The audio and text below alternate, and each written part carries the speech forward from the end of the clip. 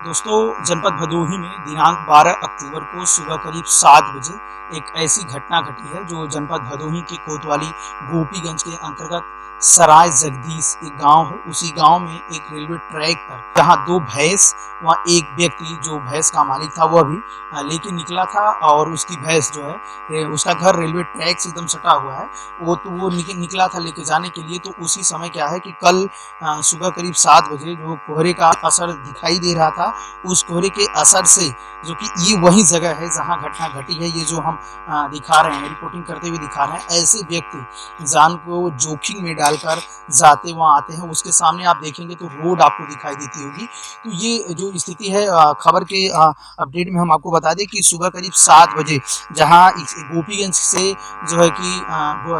प्रयागराज की तरफ जाने वाली एक चौरी चौरा एक्सप्रेस और प्रयागराज से वाराणसी की तरफ जाने वाली स्वतंत्रता सेनानी एक्सप्रेस गाड़ी जा रही थी। उसी के बीच में आने से दो भैंस वहाँ एक 42 वर्षीय कैलाश पुत्र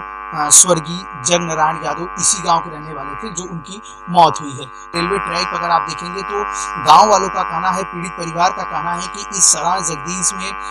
कोई मार्ग ऐसा नहीं है जो इस मार्ग यहाँ पे लोग आ जा सकें। उनकी मजबूरियां ये हैं कि वो रेलवे ट्रैक को डाक रहे हैं, क्योंकि इसके रेलवे ट्रैक जैसे में डाकते हैं तो मात्र 500-800 मीटर की दूरी पर उनको नेशनल हाईवे वाराणसी टू आप कह लीजिए प्रयागराज कानपुर, ये जो बड़ी नेशनल हाईवे है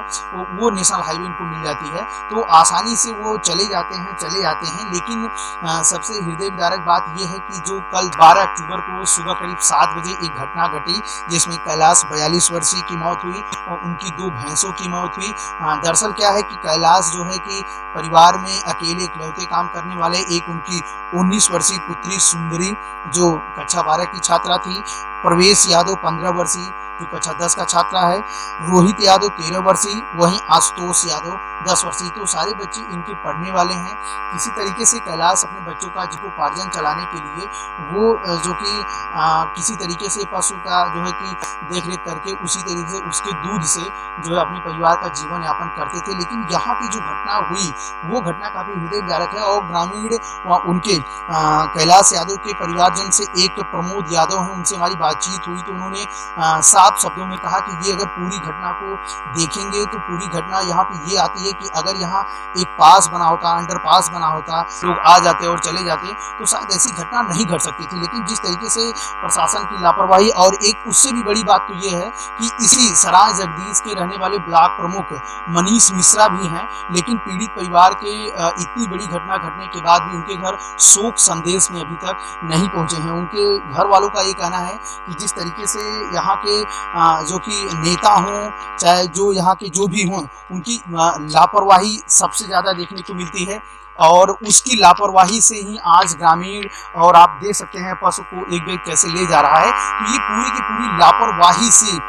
यहाँ घटना घटी है। अगर प्रशासन की तरफ से यहाँ कोई भी ऐसी व्यवस्था, रेलवे विभाग की तरफ से व्यवस्था होती, जो पास दिया जाता, जो अंडर पास होता है, कुछ ऐसी चीज़ें होती तो ऐसी घटनाएं नहीं घट सकती थी। क्योंकि लोगों का ये कहना है कि ये पूरी की पूरी अगर घटना घटी है तो उसमें विभागों की बहुत लापरवाही है। प्रमोद यादव ने यहाँ तक ये भी बता दिया कि जब ये दूसरा रेलवे ट्रैक बन रहा था, अभी हाल ही में रेलवे ट्रैक ये दूसरा वाला बना है, तो जब ये बन रहा था तो ग्रामीणों ने जो है कि रेलवे विभाग के अधिकारियों को इसकी लिखित शिकायत दी थी कि ताकि यहाँ एक ग्रामीणों को आने जाने के लिए एक मार्ग दिया जाए जिससे ग्रामीण आसानी से वो आ जा सके और जा सकें। तो आप देख सकते हैं कि बगल से किसी तरीके से आते जाते हैं। लोगों का ये भी कहना है कि बरसात के मौसम में इस ट्रैक पर जब पानी हो जाता है तो जाना काफ़ी मुश्किल हो जाता है, क्योंकि एक यही मार्ग है। इसके आगे आप जैसे ही जाएंगे, आप सीधे पश्चिम दिशा में जैसे ही इस ट्रैक से जाएंगे तो आप ये देखेंगे कि एक सराय जगदीश हाल्ट है, एक छोटा सा स्टेशन बनाया गया है। वहाँ जो है कि गाड़ियाँ सिर्फ पैसेंजर रुकती हैं, लेकिन उसके बाद भी विभागों की लापरवाही इतनी ज़्यादा है कि यहाँ किसी भी प्रकार की ग्रामीणों को व्यवस्थाएं नहीं दी गई है। नेताओं की यह स्थिति है कि चुनाव के दौर पे वो वादे तो जरूर कर देते हैं, लेकिन कुछ ऐसे वादे होते हैं जिनको पूरा कराने में उनका सत्ता भी चला जाता है, लेकिन फिर भी उनको याद ये नहीं रहता कि हम किन किन चीज़ों को लेकर जनता के सामने अपना वादा किए हैं। वो सारे वादे जो है धीरे धीरे भूलते चले जाते हैं और अंततः में ऐसा होता है कि वो जनता जो है उसी चीज़ से जूझती रहती है और फिर वही मुद्दा बना करके वो दूसरे चुनाव में जो है कि आ जाते हैं मैदानी जंग में और फिर वही मुद्दा दिखाते हैं कि जल्द से जल्द हम चुनाव जीतने के बाद ये सारे वादे पूरे कर देंगे, लेकिन कुछ भी ऐसा नहीं होता है। सबसे शर्म की बात ये है कि मनीष मिश्रा जो जगदीशपुर गांव के रहने वाले हैं, उन्हीं के गांव में कैलाश यादव की मृत्यु होती है। उनका परिवार पूर्ण रूप से टूट चुका है। उनका परिवार एक एक चीज़ों के लिए सोच रहा है कि किस तरीके से उनका परिवार आगे चल सकता है कि नहीं चल सकता है। उसके लिए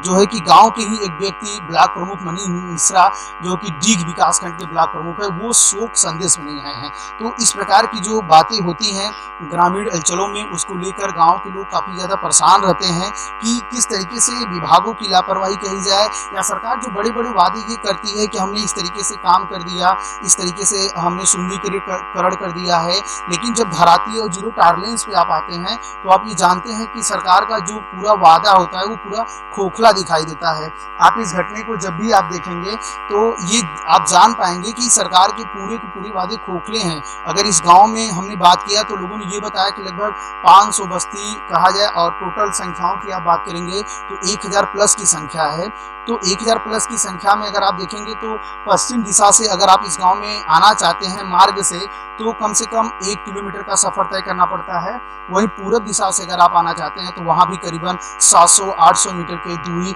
सफ़र तय करना पड़ता है। वो भी ट्रैक के बगल से आप आएंगे, वो भी कोई मार्ग नहीं है, बस आप किसी तरीके से यहाँ आ सकते हैं। तो कुल मिला के विभागों की लापरवाही और सरकार की लापरवाही, नेताओं की लापरवाही यहाँ खुले आम आपको दिखाई दे रही होगी कैमरे के सामने। तो कैमरामैन तनवीर आलम के साथ मैं राजकुमार सरोज।